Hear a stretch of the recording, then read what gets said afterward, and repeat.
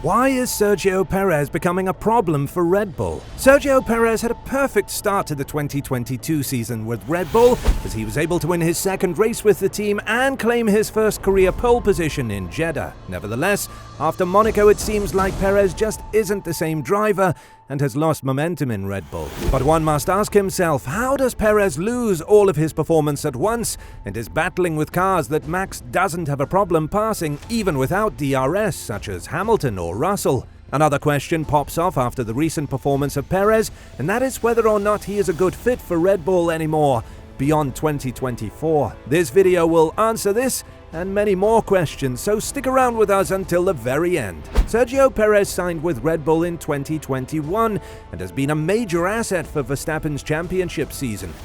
We remember his amazing drive in Abu Dhabi, where he was able to take 8 seconds off Hamilton's lead from Verstappen by driving an amazing defensive race for almost 2 laps on much older tyres than the 7-time world champion. On top of that, we've seen an amazing drive in Turkey, where Perez defended perfectly well against Hamilton and allowed his teammate to extend the lead at P2 ahead. All of these drives and the amazing start of the 2022 season have led to the fact that Perez's contract with Red Bull has been renewed until 2024 at least. Prior to the Baku GP, Perez was only 15 points behind Verstappen, and there were rumors that the number 1 spot in the team isn't granted to Verstappen anymore. There were public talks from Jos Verstappen towards Red Bull and their tactics at the Monaco GP, where Jos felt that the team has prioritized the wrong Red Bull driver in the Mexican. Nevertheless, when Perez renewed his contract with Red Bull, he announced that the championship battle is on. And ever since then, we've seen a massive drop in his performance,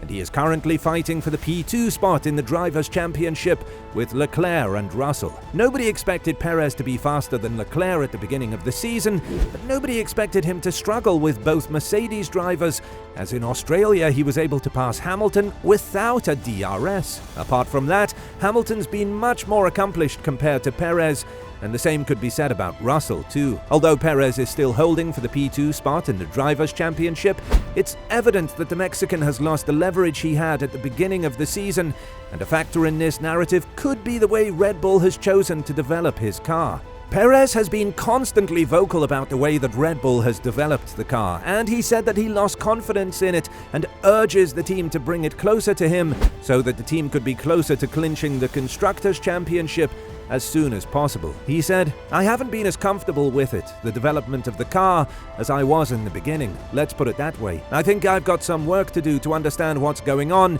and hopefully have a more straightforward weekend here in Austria. Well, it's just going away from me in terms of how comfortable I was in the beginning. But saying that, I've only had 2 races of this, and last weekend I wasn't up to it.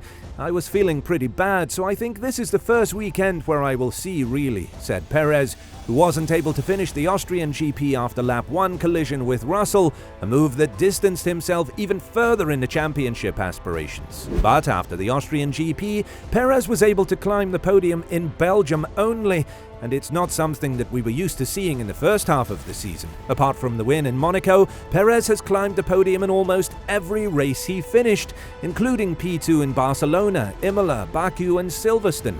This is why he has kept a close fight for the P2 spot in the championship, but in the final 6 races of the season it seems like things are slipping away from his hands. Another blunder that was performed by Perez was the virtual safety car restart in France, where we've seen Perez kind of taking a nap and being overtaken by Russell after being able to defend successfully and having a couple more laps to clinch a podium finish. Still, it was mission impossible for him, as he got passed by Sainz too, but the Spaniard went to change tyres and Perez was able to finish ahead of him. This is when Helmut Marko started to speak loudly about Perez's blunders, saying that he probably had 1 tequila too many prior to the GP. Marko was also vocal about Perez's lack of performance during the qualifying session in Belgium, where it was evident that the top 2 protagonists for the title will start at the back of the grid. It was also evident that both Mercedes drivers didn't have the pace to keep up with the top of the grid, and Perez did show in free practice sessions and in qualifying that he does have the pace for pole position. Still, he missed on it by plus 0.300 seconds away from Sainz, which is something that was commented by Marco, who said that Perez is at fault for missing on an easy pole position. After that, we've seen Perez spinning out in Zandvoort at the last corner and not being able to complete the lap, which saw both Mercedes drivers have to abandon their fast laps after they had a legit chance to be in the front row. During the race, Perez was able to overtake Sainz in the pits as the Spaniard had an awfully slow pit stop of 13 seconds, and he still managed to finish ahead of the Mexican. Russell also passed him without any difficulties, and it's more than evident that Perez is struggling to get to grips with the car that's been delivered to him. But after certain events transpired, it seems like Red Bull has built the car away from Perez non-deliberately. According to the technical director, Washe, the difference between Verstappen and Perez is mostly because Verstappen can adapt better to the car, but Perez can't, as he elaborated. I think it's multiple factors, but the main factor is clearly the car balance, the confidence with the car, compared to the beginning of the year when the car was a bit more balanced for him and a bit less for Max. Trying to find the right setup for him is quite difficult to get him as confident as he could be to beat or to fight with Max, said Washe, who suggested that the development of the car seemed to have moved the car away from Perez. As for the weight of the RB18, Washe said, "The weight is an aspect for sure, but it's part of the setup of the car. At the beginning of the season, we didn't have the possibility to move the weight.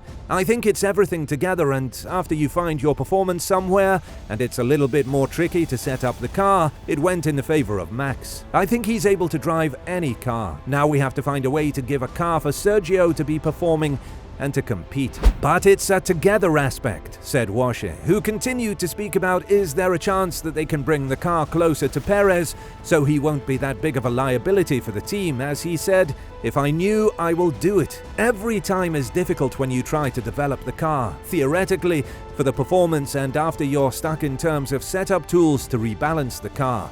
Then it means that you will have to go down a little bit on performance to achieve the right counterbalance, the desired one. I would say normally you will lose it a bit of performance to make it handle better. Doesn't mean it's a lot, but it is this type of direction. When we develop the car, then you go for the best performance development. It is suiting more Max, but it was not the purpose of the development. It was more developing the car," finished Washe. This is why Perez is surely becoming a problem for Red Bull, as we've been able to notice that he isn't that good at adapting to the car that's been given to him. That is something that is really done by Verstappen, who is literally having zero issues in performing in the RB18, regardless of all the upgrades that are being thrown at the car. On the other hand, Christian Horner believes that the difference in the cars between Perez and Verstappen is very tiny, and you can't say that the car is the main difference as to why Verstappen is dominating his teammate, something that wasn't as clear and pure in the first couple of races this season.